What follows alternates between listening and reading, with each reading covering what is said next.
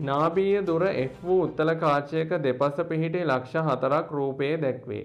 AB සමානයි BC සමානයි CD සමානයි DE සමානයි F. එහෙම නැත්නම් නාභි දුර වේලෝ. මෙහි දැක්වෙන තිරය මත ප්‍රතිබිම්බයක් ලබා ගැනීමට වස්තුව තැබිය යුත්තේ කුමන ස්ථානයේද කියලා අහලා තියෙනවා. රූප සටහන මම මෙතනින් දාලා තියෙන්නේ.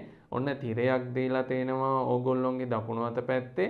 හරිද? එහෙනම් තිරය පැත්තේම මේ රූපය හදාගන්න ඕනේ නම් මොකක්ද මොන වගේ ස්ථානයකද වස්තුව තියන්න ඕනේ කියලා අහන්නේ.